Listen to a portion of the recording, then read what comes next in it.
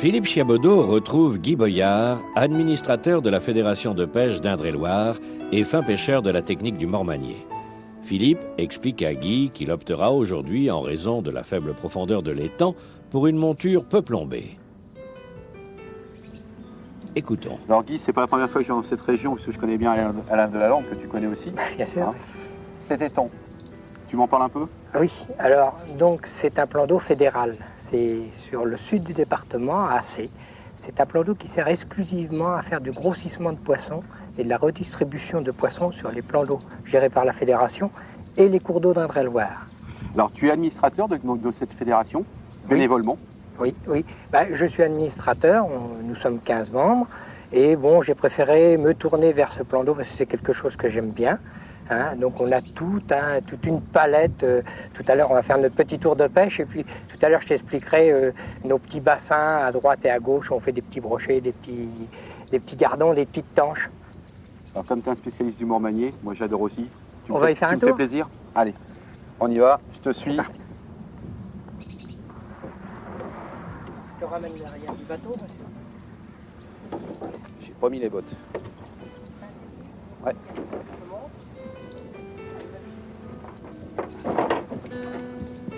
Ça cogne un petit peu. Ouais. Pousse un petit peu avec les pucettes.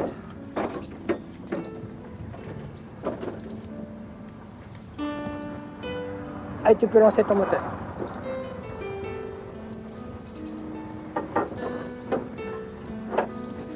Tu sais quoi, tu vas nous emmener par là, on va faire le devant des bouillées. Le devant des bouillées, d'accord. Alors écoute, moi, pour la pêche, là, j'ai pris une canne donc, de 2,60 m en bateau, je pense que c'est pas mal. Et puis un moulinet, je sais pas si tu as vu un petit peu en ce moment, Mitchell est en train de relancer le 300 de chez Mitchell, et qui s'appelle aujourd'hui donc le 300X.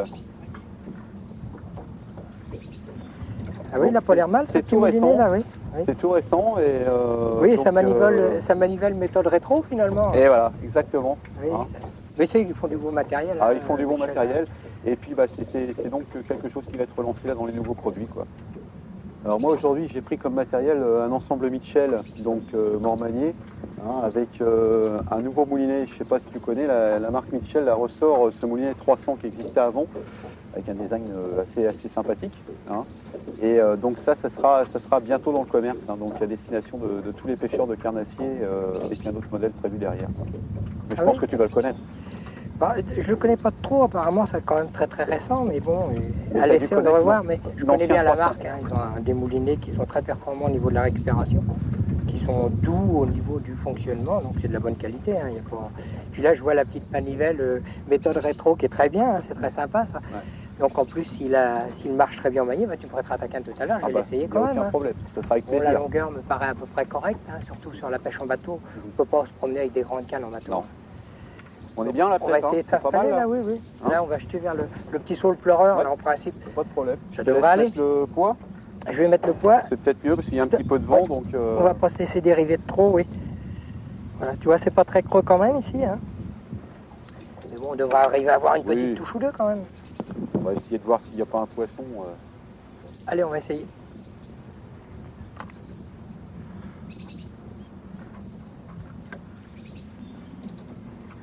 Tu sais que le brochet quand même, j'arrive pas toujours à m'y faire parce que comme je pêche beaucoup le cendre également, c'est un petit peu une méthode différente.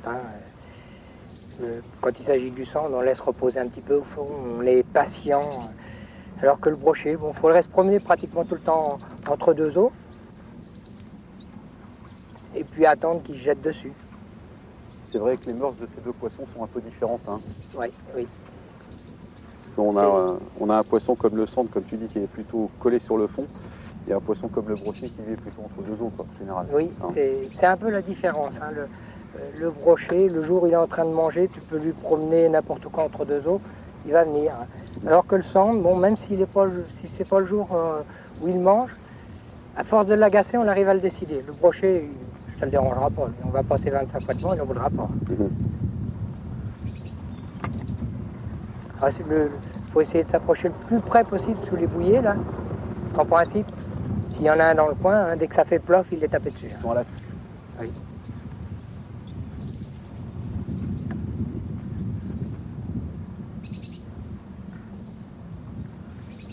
y a le chenal, là, on va essayer de voir un petit peu dessus. Ouais, on peut en tirer passer vers en- le chenal.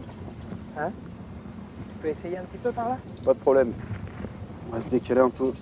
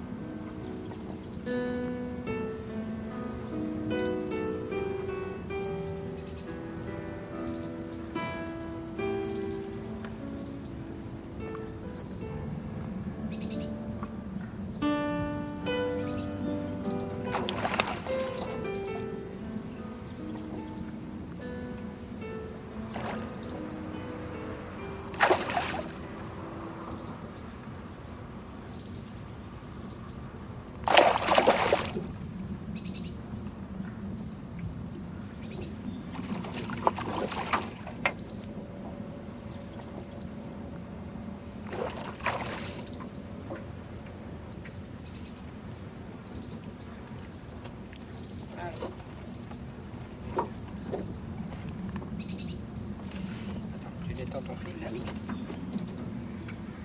60, ouais, 65. C'est parti. Alors Guy, on a fait une bonne petite partie de pêche. Et oui, tu vois, tu as Hein, réussi à prendre un poisson quand même. voilà, bon, il faisait quoi, 65 cm, 4 livres à peu près. 65 dans les 4 livres à peu Hein, près. c'est Oui. ça. Ils sont bien dodus ici. Hein. Bon, oui, c'est vrai qu'ils ont l'air d'être bien nourris. Il y a Ils ce sont qu'il bien faut, nourris, c'est pour hein. ça qu'il y a moins de touches d'ailleurs. Bon, j'aimerais bien que tu me parles donc de la gestion de cet étang, hein, ce que vous y faites, parce que j'ai vu qu'il y avait plein de choses en annexe.